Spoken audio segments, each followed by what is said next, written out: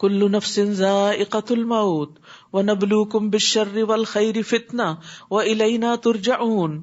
ہر جاندار کو موت کا مزہ چکھنا ہے اور ہم تو تمہیں اچھے اور برے حالات دونوں طرح سے آزماتے ہیں اور بالآخر تمہیں ہماری طرف لوٹنا ہے. یعنی انسان کے اوپر فقر اور دولت، صحت اور بیماری اور اسی طرح دنیا کی دیگر چیزوں کا اپ اینڈ ڈاؤن ہونا، یہ دراصل کیا ہے؟ ایک آزمائش ہے. کیا آزمائش ہے؟ کہ تکلیف پر انسان صبر کرتا ہے یا نہیں، اور خیر و بھلائی ملنے پر شکر ادا کرتا ہے یا نہیں. تو ابن زید کہتے ہیں کہ ہم ان کی آزمائش ایسی چیزوں کے ساتھ بھی کرتے ہیں جنہیں وہ پسند کرتے ہیں، اور ایسی چیزوں کے ساتھ بھی کرتے ہیں جنہیں وہ پسند نہیں کرتے، تاکہ ہم دیکھیں کہ جو کام انہیں پسند ہے ان میں وہ شکر کتنا ادا کرتے ہیں، ان میں وہ اللہ سے کتنے راضی ہیں، وہ اللہ کے لیے وقت کتنا نکالتے ہیں. جیسے پیچھے مال اور اولاد وغیرہ کی بات ہو رہی تھی، تو اگر ان سے محبت ہے تو پھر ان کو پا کر شکر کتنا ادا کرتے ہیں. اور شکر صرف زبان سے نہیں ہوتا، دل سے بھی ہوتا ہے اور عمل سے ہوتا ہے.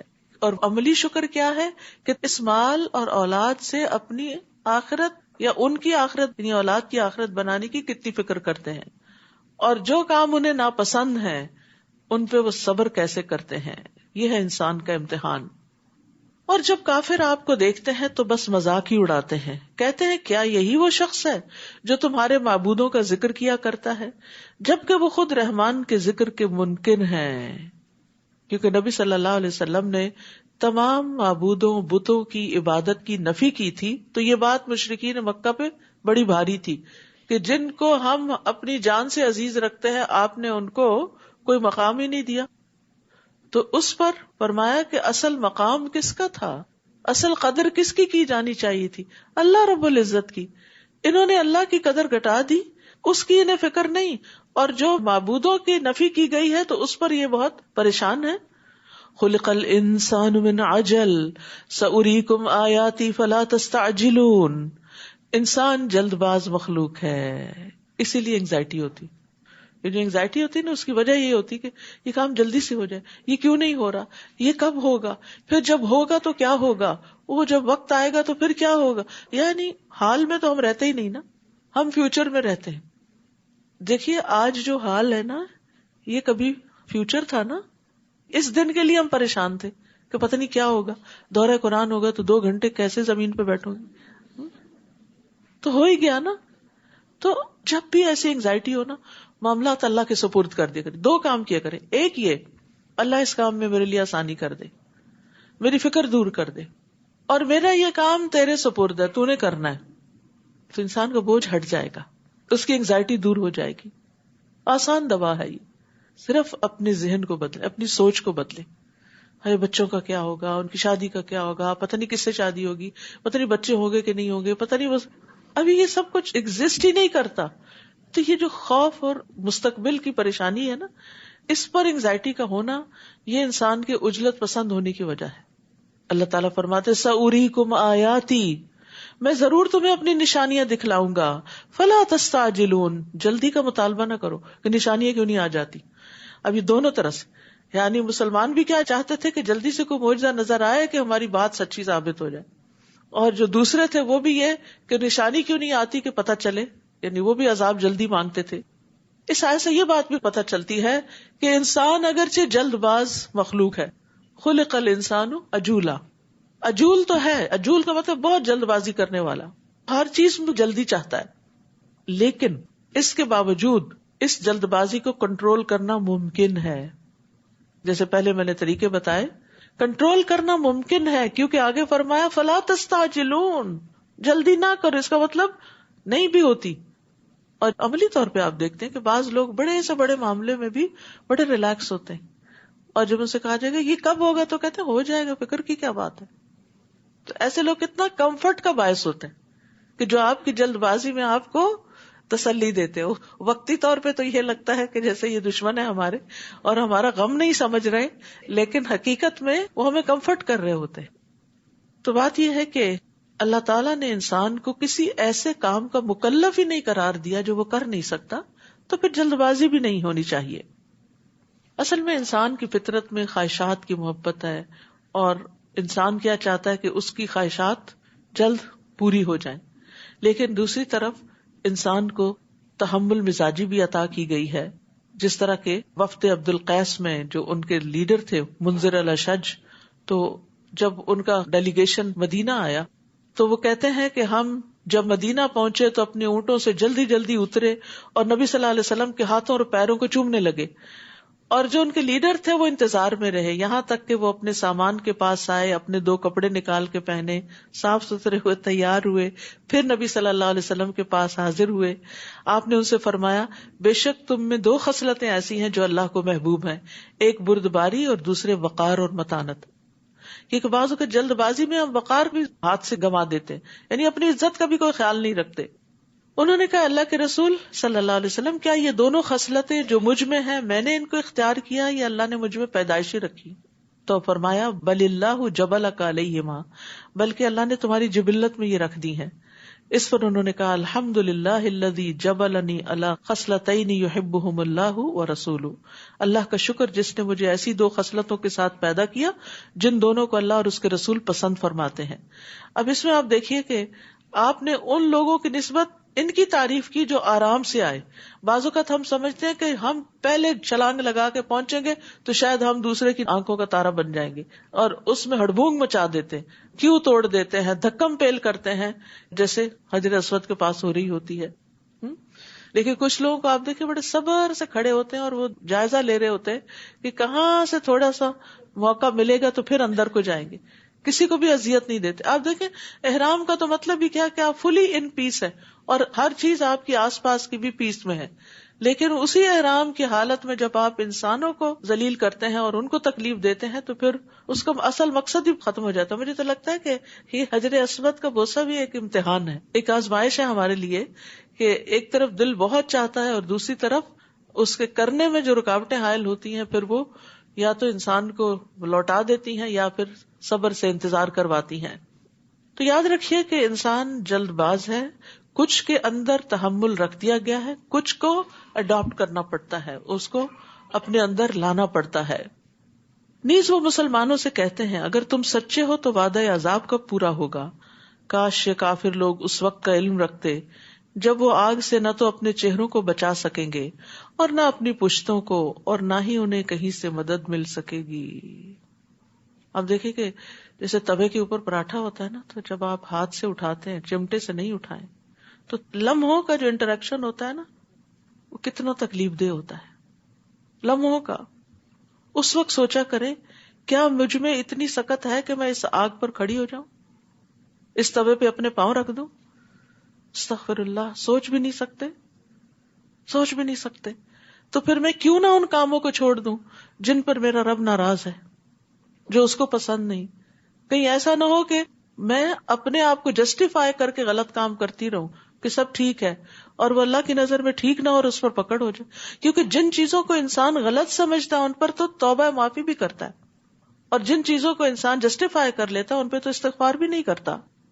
کاش یہ کافر لوگ اس وقت کا علم رکھتے جب وہ آگ سے نہ تو اپنے چہروں کو بچا سکیں گے اور نہ اپنی پشتوں کو، اور نہ ہی انہیں کہیں سے مدد مل سکے گی، بلکہ وہ عذاب یکدم ان پر آ پہنچے گا جو ان کے احسان خطا کر دے گا. یہ حیران پریشان رہ جائیں گے تو نہ یہ اسے دفع کر سکیں گے اور نہ ہی انہیں کچھ مہلت ملے گی. اے نبی، آپ سے پہلے رسولوں کا بھی مذاق اڑایا جا چکا ہے، مگر ان کا مذاق اڑانے والے اسی چیز میں خود گر گئے جس کا وہ مذاق اڑاتے تھے. آپ ان سے پوچھئے کون ہے جو رات اور دن میں رحمان کے عذاب سے تمہاری حفاظت کرتا ہے، بلکہ یہ لوگ تو اپنے رب کے ذکر تک سے منہ موڑے ہوئے ہیں. یہاں رات کا ذکر پہلے کیا گیا کیونکہ دن کے آغاز میں پہلے رات ہی اور پھر اس سے دن نکلا ہے، اور یہاں خاص طور پر اس لیے کہ رات خوف اور ڈر کا وقت ہوتا ہے اور اندھیرے میں انسان بعض اوقات تکلیف اٹھا جاتے ہیں. کیا ان کے کچھ ایسے الہ ہیں جو ہمارے مقابلے میں ان کو بچا سکیں؟ تو وہ خود بھی اپنی مدد نہیں کر سکتے اور نہ انہیں ہماری تائید حاصل ہے، بلکہ اصل بات یہ ہے کہ ہم نے انہیں اور ان کے آباء و اجداد کو طویل مدت تک سامان زیست سے فائدہ پہنچایا. کیا یہ دیکھتے نہیں کہ ہم ان کی زمین کو مختلف سمتوں سے گھٹاتے چلے آ رہے ہیں؟ پھر کیا یہی غالب رہیں گے؟ تو بات یہ ہے کہ خوشحالی کا لمبا عرصہ، سکون اور اطمینان کا، بعض اوقات انسان کو دھوکے میں ڈال دیتا ہے. انسان سمجھتا ہے سب اچھا ہی ہے، کوئی تکلیف نہیں آئی، لمبی عمر ہے، صحت والی عمر ہے، تو انسان اس دھوکے میں پڑ جاتا ہے کہ یہ کبھی نعمت زائل نہیں ہوگی، اور وہ اللہ کی اطاعت کی طرف رغبت نہیں کرتے. اتنے میں یک کوئی بیماری آ جاتی. تو دو طرح کے لوگ ہوتے، ایک تو یہ کہ وہ انتہائی مایوس ہو جاتے ہیں، انتہائی اکھڑ. پچھلے دنوں کسی نے ذکر کیا کہ میرے ہسبینڈ جو ہے ہماری 40 یا 50 سال کی رفاقت ہے اور انتہائی بہترین شوہر ثابت ہوئے، اور انہوں نے کبھی بھی کوئی غلط کام نہیں کیا بظاہر، لیکن اچانک ان کا کینسر ڈائگنوز ہوا ہے اور بالکل الٹ گئے. یعنی اس قدر اریٹیٹڈ، ایجیٹیٹڈ، اور کسی چیز پہ راضی نہیں، اور ایکسپٹ ہی نہیں کر رہے کہ میرے ساتھ یہ ہو کیوں گیا. تو وہ سارا کچھ بدل کے رہ گیا. تو بعض اوقات ایسا ہوتا ہے کہ خوشحالی یا آرام اور صحت کی حالت میں انسان اچھا ہوتا ہے، لیکن جو ہی تکلیف آتی ہے تو اس سے صبر کا دامن چھوٹ جاتا ہے. تو انسان ہمیشہ یاد رکھے ہر نعمت کو اور ہر سہولت کو یہ سمجھ کے کہ یہ شاید آخری دن ہو، شاید آخری وقت ہو، اس کو اللہ کی اطاعت میں صرف کرے. آپ ان سے کہیے میں تو وحی کے ذریعے ہی تمہیں ڈراتا ہوں، مگر جنہیں ڈرایا جائے وہ بہرے ہوں تو وہ پکار کو نہیں سنتے، اور اگر انہیں تیرے رب کے عذاب کی ایک لپٹ بھی چھو جائے تو وہ فوراً بول اٹھے افسوس ہم پر، یقیناً ہم ہی ظالم تھے. اور ہم روز قیامت انصاف کے ترازو رکھیں گے اور کسی کی کچھ بھی حق تلفی نہ ہوگی، اور اگر کسی کا رائے کے دانے برابر بھی عمل ہوگا تو وہ بھی سامنے لائیں گے، اور حساب کرنے کو ہم کافی ہیں. تو یاد رکھیے جن نیکیوں کو ہم معمولی سمجھتے ہیں، بہت آسان سمجھتے ہیں، ان کا بھی وزن ہوگا. رسول اللہ صلی اللہ علیہ وسلم نے فرمایا 5 چیزیں کیا ہی خوب ہیں اور میزان عمل میں کتنی بھاری ہیں، لا الہ الا اللہ، اللہ اکبر، سبحان اللہ، الحمدللہ، اور وہ نیک اولاد جو فوت ہو جائے اور اس کے ماں باپ اس پر اجر کی نیت سے صبر کریں. یعنی بعض اوقات انسان اپنی اولاد کی بڑی اچھی تربیت کرتا ہے، بڑا قابل بناتا ہے اس کو، لیکن انسان جو بڑھاپے میں پہنچتا ہے بچہ فوت ہو جاتا ہے، جوانی میں فوت ہو جاتا ہے. تو انسان کہتا ہے میرے جانے کے دن تھے، بچہ چلا گیا، میرے لیے کون دعائیں کرے گا اور میرے لیے کون صدقہ جاریہ ہوگا. تو یہاں یہ بتایا گیا کہ اگر اولاد پہلے بھی چلی جاتی ہے اور آپ اس پر صبر کرتے ہیں تو یہ بھی بہت بڑے اجر کا باعث ہے. اللہ تعالیٰ کسی بھی حال میں انسان کو محروم نہیں رکھتا. پھر اسی طرح یہ ہے کہ ہر چیز میزان میں تولی جائے گی. نبی صلی اللہ علیہ وسلم نے فرمایا جس شخص نے اللہ پر ایمان کے ساتھ اور اس کے وعدہ ثواب کو جانتے ہوئے اللہ کے راستے میں گھوڑا وقف کیا تو اس گھوڑے کا جی بھر کے کھانا پینا، اس کا پیشاب، اس کی لید، سب قیامت کے دن اس کی ترازو میں ہوگا. یعنی آپ اللہ کے راہ میں اگر کوئی چیز دیتے ہیں تو اس چیز کا بھی وزن ہوگا. یعنی گھوڑا جو کچھ کھاتا ہے وہ کھانے کا بھی وزن ہے، جو نکالتا ہے اس کا بھی وزن ہے، اور خود اس گھوڑے کا بھی وزن ہے. اور وہ جو کچھ کرے گا یعنی اللہ کے راستے میں جیسے جیسے اس کو استعمال کیا جائے گا وہ اس کے لیے اجر و ثواب ہی کا باعث ہوگا.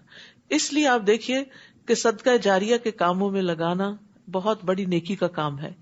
یا تو گھوڑا تیار کرنے کی بات ہے نا، آپ کسی انسان کو تیار کرتے ہیں، آپ اس کو پڑھاتے ہیں، لکھاتے ہیں، یعنی فی سبیل اللہ اپنی اولاد کو لگاتے ہیں کہ ان سے کسی قسم کی دنیا کا فائدہ نہیں اٹھاتے بلکہ ان کو دین کے لیے وقف کرتے ہیں. تو جو آپ نے ان پہ مال لگایا، جو انہوں نے عمل کیے اور جو ان کے آگے صدقہ جاریہ بنا، وہ سارا آپ کی میزان میں آئے گا. مثلا یہی ایک بلڈنگ ہے، ایک مثال کے طور پر جس میں آپ بیٹھے ہیں، یہ پنکھا جو چل رہے ہیں، یہ جو لائٹس استعمال ہو رہی ہیں، یہ جن لوگوں کا بھی اس میں حصہ جائے گا وہ ان کے لیے صدقہ جاریہ بنے گا. یہ ساری چیزیں بھی بیچ میں تولی جائیں گی. یعنی میزان میں اعمال بھی تولے جائیں گے اور اعمال جو ہیں وہ مختلف شکلوں کی صورت میں آئیں گے اور خود انسان بھی تولے جائیں گے. اور اسی لیے ایک حدیث میں آتا ہے کہ ایک کافر جو دنیا میں بہت موٹا تازہ ہوگا، قیامت کے دن میزان میں مچھر کے پر برابر بھی اس کا وزن نہیں ہوگا. لیکن حضرت عبداللہ بن مسعود جن کی پنڈلیاں بہت پتلی تھی کہ تیز ہوا بھی چلتی تو ذرا ہلنے لگتے تھے تو لوگ ان کے اوپر حیران ہوتے تھے. تو آپ فرماتے ہیں یہ پنڈلیاں میزان میں احد پہاڑ سے بھی زیادہ وزنی ہیں. تو انسان جو کچھ بھی اللہ کے راستے میں وقف کرتا ہے، ایک ٹیبل ہی، ایک چیئر ہی، کوئی بھی چیز جو دیتا ہے، تو یہ سارا کچھ انسان کے لیے ایک جاری صدقہ بن جاتا ہے اور اس کے ساتھ اس کے میزان میں ان سے جتنی جتنی خیر نکلی وہ سب تولی جاتی ہیں. پھر اسی طرح شہادتین کا بھی وزن ہے، یعنی اشہد ان لا الہ الا اللہ اشہد ان محمد الرسول اللہ جب آپ کہتے ہیں تو یہ بھی میزان میں رکھے جائیں گے اور میزان کا پلڑا جھک جائے گا. ان کلمات کی بھی اتنی زیادہ قیمت ہے. پھر فرمایا وَلَقَدْ آتَيْنَا مُوسَى وَهَارُونَ الْفُرْقَانَ وَضِيَاءً وَذِكْرًا لِلْمُتَّقِينَ، اور بلا شبہ ہم نے موسیٰ اور ہارون کو جو کتاب دی تھی یعنی تورات، وہ حق و باطل میں فرق کرنے والی تھی اور ایسے پرہیزگاروں کے لیے روشنی اور نصیحت تھی جو اپنے رب سے بن دیکھے ڈرتے ہیں اور وہ روز قیامت سے ڈرتے رہتے ہیں. اور یہ قرآن بھی ایسی ہی بابرکت نصیحت ہے. وَهَذَا ذِكْرٌ مُبَارَک، یہ ذکر جو اس وقت آپ سن رہے ہیں یہ برکت والا ہے. برکت کا مطلب ہوتا ہے کسی چیز میں اضافہ ہونا اور اس کا قائم رہ جانا، یعنی نمو بھی اور ثبات بھی. تو قرآن کے ذریعے جو علم حاصل کرتے ہیں ہم، اس پر جب ہم عمل کرتے ہیں تو کیا ہوتا ہے، نیکیاں ملٹی پلائی ہوتی ہیں، زیادہ سے زیادہ بڑھتی چلی جاتی. جیسے ابھی میں نے صدقہ جاریہ کی بات کی، ایک ریمائنڈر ہو گیا نا، لیکن جب حدیث کے ساتھ ملا کے ہم نے بات سنی تو ہمیں زیادہ سمجھ آئی کہ کیا کچھ نہیں تولا جائے گا اور کتنا بڑھ جائے گا وہ. تو اس میں آپ دیکھیے کہ یہ سب باتیں کہاں سے پتہ چلتی ہیں، یہ قرآن سے پتہ چلتی، اور قرآن کی وضاحت جو نبی صلی اللہ علیہ وسلم نے کی اس سے پتہ چلتی. تو ایسی مجالس بھی بابرکت، ایسا کلام بھی بابرکت، اس کا ذکر بھی بابرکت. اور پھر ان نیکیوں کی وجہ سے انسان کے اپنے اندر تبدیلی آتی، یعنی صدقہ صرف دوسرے کو فائدہ نہیں دیتا، اس کا ریوارڈ آپ کو دنیا میں بھی ملتا ہے. آپ کے اندر کی تنگی اور سینے کی گھٹن دور ہوتی ہے، اور پھر اس کے ساتھ ساتھ یہ کہ اس سے جو خیر آگے پھیلتی، اس خیر میں بھی آپ کا حصہ ہوتا ہے. مثلاً آپ نے کسی ڈاکٹر بننے والے بچے کی فیس پے کر دی، ہو سکتا ہے کل کسی وقت آپ بیمار ہو اور وہی آپ کے علاج پہ کھڑا ہو، اور ایسے کئی واقعات سنے بھی گئے ہیں. آپ نے کسی حفظ کرنے والے بچے کو تیار کر دیا تو ہو سکتا ہے کہ کل جب آپ مر جائیں تو وہی آپ کا جنازہ پڑھانے والا ہو. یعنی یو نیور نو کہ آپ کی نیکی دنیا میں بھی کس طرح واپس آپ ہی کے کام آنے والی ہے. وَلَقَدْ آتَيْنَا إِبْرَاهِيمَ رُشْدَهُ مِن قَبْلُ وَكُنَّا بِهِ عَالِمِينَ، اور اس سے بھی پہلے ہم نے ابراہیم کو ہوش مندی بخشی تھی، سمجھ بوجھ دی تھی، اور ہم اس کے حال سے خوب واقف تھے جب اس نے اپنے باپ اور اپنی قوم سے کہا تھا کہ یہ مورتیاں کیا ہیں جن کے آگے تم بندگی کے لیے بیٹھے رہتے ہو. وہ کہنے لگے ہم نے اپنے آباء و اجداد کو ان کی عبادت کرتے ہی پایا ہے. آپ دیکھ رہے ہیں ہمیشہ جہاں بتوں کی عبادت کی دلیل پوچھی جاتی ہے تو ایک ہی ہوتی ہے ہر قوم میں. وہ کیا ہے، ہمیں نہیں پتا، ہمارے باپ دادا یہ کرتے تھے، ہم ان کی عزت کرتے ہیں اس لیے ان کی ٹریڈیشن کو لے کے چل رہے ہیں، حالانکہ یہ تو کوئی دلیل نہیں. حضرت ابراہیم نے کہا پھر تو تم بھی اور تمہارے آباء و اجداد بھی کھلی گمراہی میں پڑے ہوئے ہو. وہ کہنے لگے کیا تو ہمارے پاس کوئی سچی بات لایا ہے یا ویسے ہی دل لگی کر رہا ہے؟ اس نے جواب دیا دل لگی نہیں بلکہ سچی بات یہی ہے کہ تمہارا رب وہی ہے جو آسمانوں اور زمین کا مالک ہے، جس نے انہیں پیدا کیا، اور میں اس بات پر گواہی دیتا ہوں، اور اللہ کی قسم میں تمہارے چلے جانے کے بعد تمہارے بتوں سے ضرور دو دو ہاتھ کروں گا. چنانچہ بڑے بت کو چھوڑ کر باقی سب بتوں کو ابراہیم نے ٹکڑے ٹکڑے کر دیا تاکہ وہ اس بڑے بت کی طرف رجوع کریں. وہ کہنے لگے ہمارے معبودوں کا یہ حال کس نے کر دیا؟ بلا شبہ وہ بڑا ظالم ہے. بعض لوگ کہنے لگے ہم نے ایک نوجوان کو ان بتوں کا ذکر کرتے سنا تھا جس کا نام ابراہیم ہے. وہ کہنے لگے پھر اسے لوگوں کے سامنے لاؤ تاکہ وہ دیکھ لیں کہ ہم اس سے کیا کرتے ہیں. جب ابراہیم آ گئے تو انہوں نے پوچھا ابراہیم ہمارے معبودوں سے یہ کارستانی تم نے کی ہے؟ ابراہیم نے جواب دیا نہیں بلکہ ان کے بڑے بت نے ہی کچھ کیا ہوگا تاکہ وہ سوچے، لہٰذا ان ٹوٹے ہوئے بتوں سے ہی پوچھ لو اگر بولتے ہوں. پھر انہوں نے اپنے دل میں سوچا تو کہنے لگے ظالم تو تم خود ہو، غلطی تو ہماری ہی ہے، یہ بت تو کچھ نہیں سنتے کرتے بولتے. پھر لاجواب ہو کر شرم کے مارے سر نگوں ہو گئے، یعنی تھوڑی دیر کے لیے روشنی ہوئی، اور کہنے لگے یہ تو تمہیں معلوم ہی ہے کہ یہ بت بولتے نہیں. اپنی عاجزی کا بھی اعتراف کیا، اپنی غلطی کا ایک طرح سے. اس پر ابراہیم نے کہا پھر کیا تم ایسی چیزوں کی عبادت کرتے ہو جو نہ تمہیں کچھ فائدہ دے سکیں اور نہ نقصان پہنچا سکیں؟ اُفٍّ لَكُمْ وَلِمَا تَعْبُدُونَ مِن دُونِ اللَّهِ أَفَلَا تَعْقِلُونَ، تف ہے تم پر اور ان پر بھی جنہیں تم اللہ کے سوا پوچھتے ہو، کیا تم ذرا بھی نہیں سوچتے؟ وہ بولے اگر تمہیں کچھ کرنا ہے تو ابراہیم کو جلا ڈالو اور اس طرح اپنے معبودوں کی امداد کرو. انہوں نے تو اتنی بڑی چال چلی، قلنا یا نار کونی بردن وسلاما علی ابراہیم، ہم نے آگ کو حکم دیا اے آگ تو ابراہیم پر ٹھنڈی اور سلامتی والی بن جا. سبحان اللہ، کس طرح لوگ چالیں چلتے ہیں اور کس طرح اللہ سبحانہ تعالیٰ ان کی چالوں کا توڑ کرتے ہیں. کیونکہ آگ بھی تو اللہ کے کنٹرول میں ہے نا، اگر وہ جلاتی ہے تو اللہ کے اذن سے جلاتی ہے، اور اگر وہ ٹھنڈی ہوتی ہے تو بھی اللہ کا حکم ہو تو ٹھنڈی ہو جاتی ہے. اور یہاں پر بردن بھی کہا اور سلامن بھی کہا.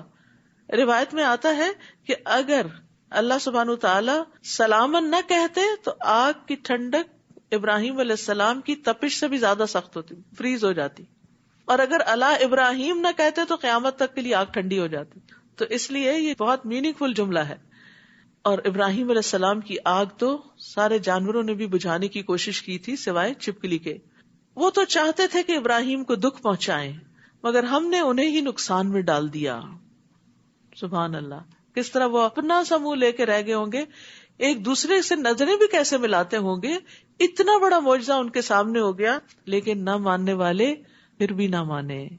اور ہم ابراہیم اور لوط کو ان سے بچا کر اس سرزمین یعنی شام کی طرف لے گئے جس میں ہم نے اہل عالم کے لیے برکتیں رکھی ہیں. پھر ہم نے ابراہیم کو اسحاق عطا کیا اور یعقوب اس پر مزید. آپ نے صرف بیٹا مانگا تھا، اللہ نے بیٹے کے ساتھ پوتے کی بھی خوشخبری دی اور وہ بھی عطا کر دیا. ان میں سے ہر ایک کو ہم نے صالح بنایا تھا. ابراہیم علیہ السلام نے دعا کی تھی نا، رب ہب لی من الصالحین، تو اللہ تعالیٰ نے پوری دعا سنی، صرف بیٹا نہیں دیا بلکہ صالح بیٹا عطا کیا. تو اللہ کے خزانے وسیع ہیں، آپ جتنا چاہیں مانگتے چلے جائیں. ہمارے مانگنے میں کمی ہوتی ہے، ہماری زبانیں گنگ ہو جاتی ہیں، تھوڑی دیر کے بعد الفاظ ہی ختم ہو جاتے ہیں، اور کیا مانگے. لیکن اللہ کو دینے میں کچھ مشکل نہیں. نیز ہم نے انہیں پیشوا بنا دیا جو ہمارے حکم سے لوگوں کی رہنمائی کرتے تھے، اور ہم نے ان کی طرف نیک اعمال کرنے، نماز قائم کرنے اور زکوٰۃ ادا کرنے کی وحی کی، اور وہ سب ہمارے عبادت گزار تھے. اور لوط کو ہم نے حکمت اور علم عطا کیا اور اس بستی سے نجات دی جس کے رہنے والے گندے کام کرتے تھے. بلا شبہ وہ بہت برے اور نافرمان لوگ تھے. اور لوط کو ہم نے اپنی رحمت میں داخل کر لیا کیونکہ وہ بڑے صالح بندے تھے. اور نوح کو بھی ہم نے اپنی رحمت میں داخل کیا جبکہ ان سب سے پہلے انہوں نے ہمیں پکارا. اب دیکھیے، پہلے موسیٰ علیہ السلام کا ذکر، اس کے بعد بیکورڈز ابراہیم علیہ السلام، پھر ابراہیم علیہ السلام کے پیچھے نوح علیہ السلام کا ذکر ہے. جبکہ ان سب سے پہلے انہوں نے ہمیں پکارا تو ہم نے ان کی دعا قبول کر لی اور انہیں اور ان کے گھر والوں کو شدید بے چینی سے نجات دی. فنجیناہ واہلہ من الکرب العظیم. اور ان لوگوں کے خلاف ان کی مدد کی جنہوں نے ہماری آیات کو جھٹلایا تھا، وہ لوگ بھی بہت برے تھے، لہٰذا ہم نے ان سب کو غرق کر دیا. اور داؤد اور سلیمان کو بھی یہی نعمت دی تھی جب وہ ایک کھیتی کے بارے میں فیصلہ کر رہے تھے جسے کچھ لوگوں کی بکریاں اجاڑ گئی تھیں، اور جب وہ فیصلہ کر رہے تھے تو ہم انہیں دیکھ رہے تھے. اس وقت ہم نے سلیمان کو صحیح فیصلہ سمجھا دیا، حالانکہ وہ بیٹے تھے، چھوٹے تھے، جبکہ ہم نے قوت فیصلہ اور علم دونوں کو عطا کیا تھا. اور داؤد کے ساتھ ہم نے پہاڑوں اور پرندوں کو مسخر کر دیا کہ وہ ان کے ہمراہ تسبیح کیا کریں، اور یہ تسخیر ہم ہی کرنے والے تھے. اصل میں ہوا یہ کہ دو لوگوں کے درمیان ایک جھگڑا ہو گیا. ایک شخص بکریاں چراتا تھا اور دوسرا فارمر تھا، کھیت اگاتا تھا. تو بکریوں نے اس کا کھیت تباہ کر دیا. مقدمہ داؤد علیہ السلام کے پاس آیا جو وقت کے بادشاہ بھی تھے اور نبی بھی تھے اور ان کے درمیان فیصلے بھی کرتے تھے. آپ نے فیصلہ دیا کہ بکریاں کھیت کے مالک کو دے دی جائیں اور اس طرح اس کا نقصان پورا ہو جائے. سلیمان علیہ السلام نے اختلاف کیا. انہوں نے کہا نہیں، صرف اس وقت تک بکریاں کھیت کے مالک کے پاس رہیں جب تک کہ بکریوں والا اس کھیت کو دوبارہ تیار نہ کر دے. تو اس طرح دونوں پر ظلم نہیں ہوگا.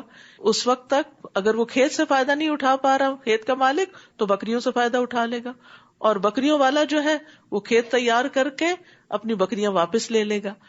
تو یہ ہے کہ بعض اوقات بچے یا جوان یا ہم سے عمر میں چھوٹے یا تجربے میں چھوٹے زیادہ بہتر بات بھی کر سکتے. اس لیے ہمیشہ دوسرے کی بات کو غور سے سننا چاہیے اور انصاف کے ساتھ فیصلہ کرنا چاہیے جس میں سب کا بھلا ہو. اس میں بڑے چھوٹے کی بات نہیں. کبھی اللہ تعالیٰ کوئی بات کسی کو زیادہ بہتر طور پر سجھا دیتا ہے. اور اس سے یہ بات بھی اخذ کی گئی ہے کہ قاضی کو اس کی کوشش کا اجر ملتا ہے. حسن بصری کہتے ہیں اللہ تعالیٰ نے سلیمان علیہ السلام کی تعریف کی ہے اور داؤد علیہ السلام پر ملامت نہیں کی. فیصلہ ان کا بھی ٹھیک تھا اپنی جگہ، لیکن سلیمان علیہ السلام کا زیادہ درست تھا. تو عمرو بن عاص کہتے ہیں انہوں نے نبی صلی اللہ علیہ وسلم کو یہ فرماتے ہوئے سنا، جب حاکم یعنی قاضی اپنے اجتہاد سے کوئی فیصلہ کرے پھر وہ فیصلہ صحیح ہو تو اسے دگنا ثواب ملتا ہے، اور اگر فیصلہ کرتے وقت اجتہاد کرے اور غلط کر جائے تو اسے صرف ایک اجر ملتا ہے. یعنی دونوں صورتوں میں اجر ملتا ہے.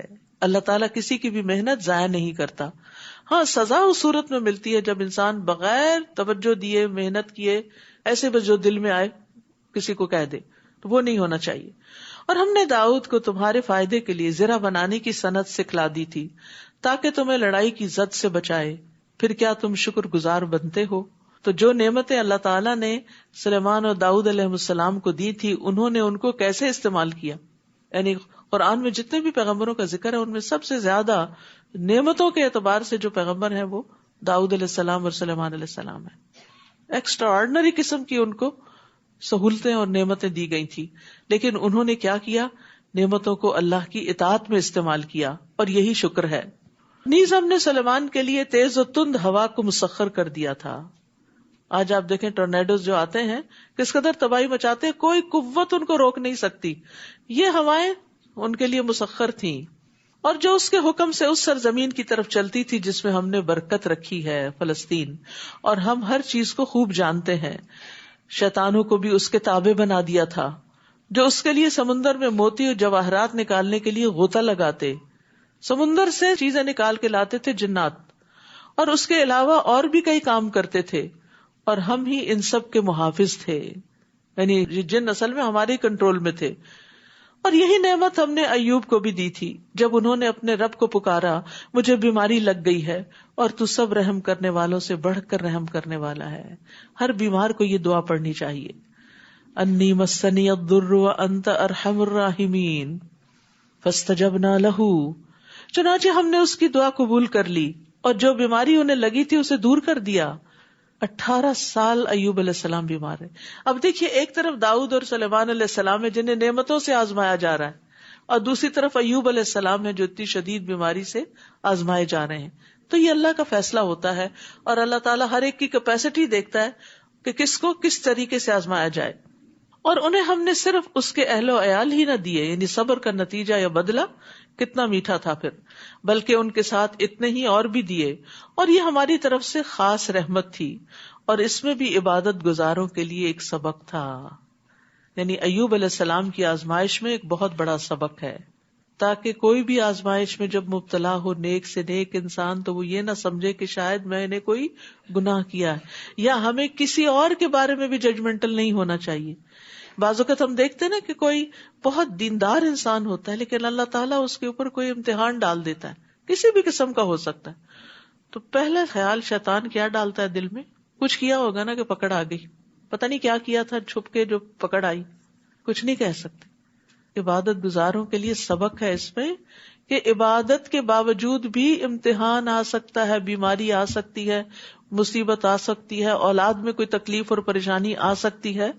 تو وہ ایوب علیہ السلام کے صبر کرنے سے تسلی پکڑیں جو اللہ نے ان کی تقدیر میں لکھی ہوئی تھی، اور پھر وہ ویسا ہی کیا جیسا اللہ نے چاہا.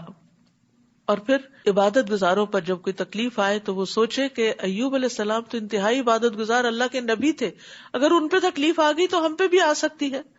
یہ اللہ تعالیٰ کی ضروری نہیں کہ ناراضگی ہو. اور ایک اور روایت میں آتا ہے اللہ جس کے ساتھ بھلائی کا ارادہ کرتا ہے اس کو مصیبت میں مبتلا کر دیتا ہے. تو چھوٹی مصیبت بڑی مصیبت اللہ کی طرف راغب ہونے کا ذریعہ بنتی ہے، گناہوں کی معافی کا ذریعہ بنتی ہے، صاف پاک ہونے کا ذریعہ بنتی ہے. تو اس لیے تکلیف کو اپنے حق میں کوئی بھی برا نہ سمجھے، اس پہ واویلا نہ کرے، اللہ سے ناراض نہ ہو، اس کو اللہ کی ناراضگی کا ذریعہ ہی نہ سمجھے بلکہ پاک ہونے کا ذریعہ سمجھے. اور یہ اللہ کی محبت کی علامت بھی ہوتی ہے.